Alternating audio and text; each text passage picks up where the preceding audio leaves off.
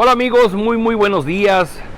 Cuidado, si tú estás en un momento de éxito, de un momento en el que estás disfrutando del fruto de tu trabajo y todas las cosas están saliéndote bien en tu vida, tengamos cuidado, porque en esos momentos es cuando Satanás mete la cola para movernos a caer esclavizados bajo nuestras propias debilidades. Es el caso de David. Vamos a leer el último capítulo del segundo libro de Samuel, que es el capítulo 24. Y pues gracias a Dios estamos llegando al fin del mes y al fin de un libro más de la Biblia. Hemos leído primer libro y segundo libro de Samuel. Dice versículo 1, Dios volvió a enojarse contra Israel. Le hizo creer a David que sería bueno hacer una lista de todos los soldados que había en Israel y Judá. Entonces el rey le dijo a Joab y a los jefes del ejército: vayan por todo el país y cuenten a todos los hombres de edad militar para que yo sepa cuántos soldados tengo. Pero Joab le contestó: yo le pido a Dios que multiplique a su pueblo y que lo haga 100 veces más grande que lo que ahora es. También le pido a Dios que le permita a usted llegar a verlo, pero no creo que sea buena idea el contarlos. Sin embargo, la orden del rey pudo más que la opinión de Joab y los jefes del ejército, y ellos tuvieron que salir a contar a todos los israelitas. David está llegando al final de su reinado. Decíamos antes, David fue quien le dio paz y estabilidad al reino, estableció en Jerusalén la capital del reino, venció a la gran mayoría de sus enemigos tomaron distancia, algunos fueron sometidos por el mismo rey. Dios le había permitido llegar a un momento de gloria al rey David. Y en ese momento de gloria, una vez más, David va a ser víctima de sus propias debilidades. Al inicio de este pasaje, dice que Dios volvió a enojarse y le hizo creer a David que sería bueno hacer un censo de todos sus soldados. En el primer libro de Crónicas, capítulo 21, se hace relato de esta misma historia, pero allá se dice que es Satanás quien tienta a David para que haga este censo. Y hay una explicación. Para los hebreos, aquí en el segundo libro de Samuel, los hebreos no alcanzaban a concebir cómo Satanás pudiera interferir en la vida de los hijos de Dios. Así es que su explicación era el poder decir que le había venido esta idea de parte de Dios.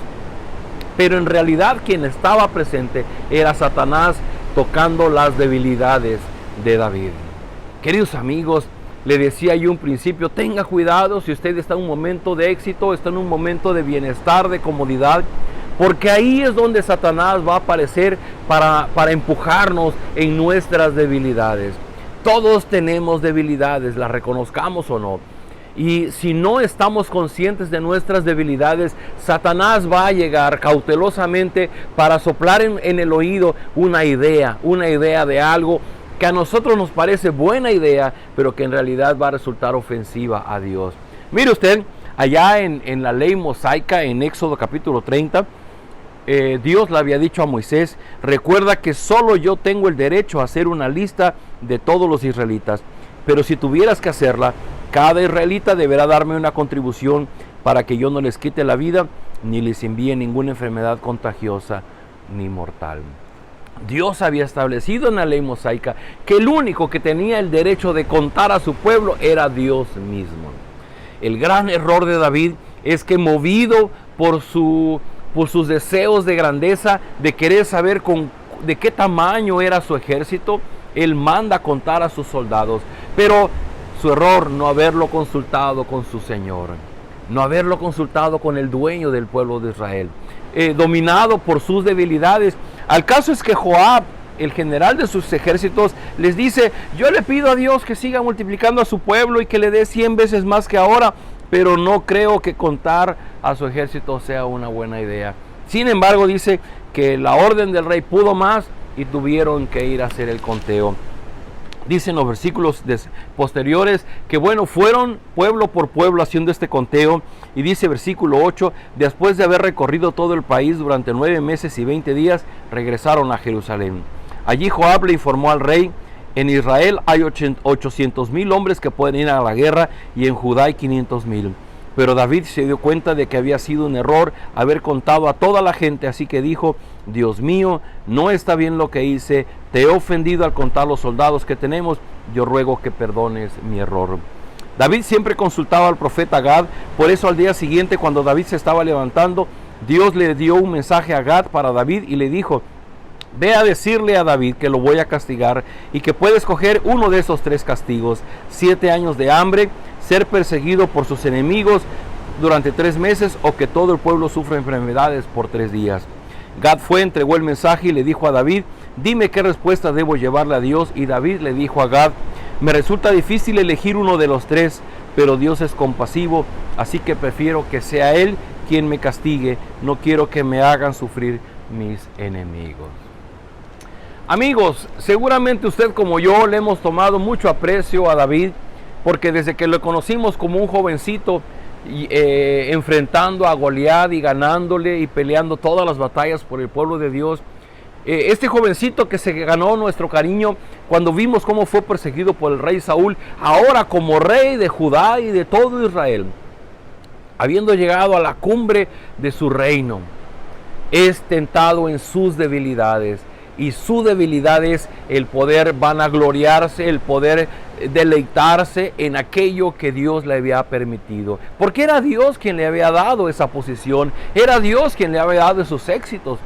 Pero David quiere deleitarse en sus logros, en sus éxitos. Queridos amigos, la reflexión de este día: cuando somos movidos a hacer cosas que parecen buenas, pero en realidad no lo son. Es decir, David estaba haciendo algo que probablemente en otro momento hubiera sido bueno, saber cuántos soldados tenía, pero en este momento no era lo correcto delante de Dios. Y David es movido por sus propias debilidades y hace algo que aparentemente es bueno, pero en realidad no lo era. Y no lo era por las motivaciones de su corazón. Y esto David lo sabe porque le dice a Dios: te he ofendido al contar los soldados que tenemos. Yo ruego que me perdones. Y lo vamos a ver el día de mañana, pero Dios le da a escoger uno de 3 castigos. Uno tenía que ver con la guerra, enfrentando a sus enemigos. Otro tenía que ver con pasar hambre. Y otro tenía que ver con sufrir pestes o enfermedades por 3 días. Y uno se pregunta, ¿por qué? ¿Por qué estas porciones de la Biblia están aquí? Bueno, yo solamente recuerdo cuando Dios le dio una palabra de pacto a David, allá en el capítulo 7 de este segundo libro. Dios habla de Salomón y Dios le dice: yo seré a él por padre y él será para mí como un hijo. Y dice: yo le castigaré con vara, pero nunca le abandonaré como lo hice con Saúl. Y es un hecho que Dios en su amor va a ejercer vara sobre sus hijos para corregirnos. Esta parte no nos gusta la parte donde Dios nos bendice, pero en este momento vamos a ver en la historia cómo Dios tiene que aplicar una vara. No es un castigo que los destruya, no es un castigo que acabe con el pueblo de Israel, simplemente es la vara de la corrección de Dios ante las debilidades de sus hijos y cómo Dios corrige a sus hijos para que regresen a sus caminos. Querido amigo, yo te quiero invitar esta mañana a que tú medites por un momento. ¿Cómo ha estado tu vida en estos días? Tú has estado en ese momento de tiempo, de prosperidad, de comodidad, has logrado muchos de tus sueños, pero eso ha servido para que tú te desvíes, para que tú hagas cosas no precisamente malas, pero son cosas que aunque parecieran buenas, pero están motivadas por deseos insanos en tu corazón. Si buscamos con cuidado, vamos a encontrar que las motivaciones de aquello que estás haciendo es lo que ofende a Dios. ¿Sabía usted eso? El gran problema de nuestro pecado no es precisamente lo que acabamos haciendo, sino las motivaciones de aquello de lo que hacemos. Cuidado con nuestras motivaciones y sobre todo cuando estamos en tiempos de paz, de comodidad, de seguridad y en donde motivados, empujados por nuestras debilidades, caemos bajo el influjo de la tentación y ofendemos a Dios. ¿Qué les parece si oramos en esta mañana y pedimos de la ayuda de Dios para evitar circunstancias así? Padre, gracias en esta hermosa mañana porque tú nos das tu palabra y con ella un gran mensaje a nuestra vida. ¿Cuántos de nosotros pudiéramos estar en buenos tiempos de prosperidad, de comodidad, de seguridad, pero también, Señor, que llegamos a ser tentados por nuestras propias debilidades para hacer cosas no necesariamente malas, pero que están por motivos equivocados y con ello te ofendemos a ti? Ruego, Padre, que tú toques el corazón de cada persona que mire este video que necesita esa luz de tu espíritu para poder discernir del interior de su corazón cuáles son las motivaciones de aquello que está haciendo. Es nuestro propio bien, es el alimentar nuestro egoísmo, el alimentar nuestra independencia, nuestra autosuficiencia, es el enriquecer nuestra vanagloria, nuestra arrogancia. Perdónanos, Señor, porque eso es robarte la gloria a ti.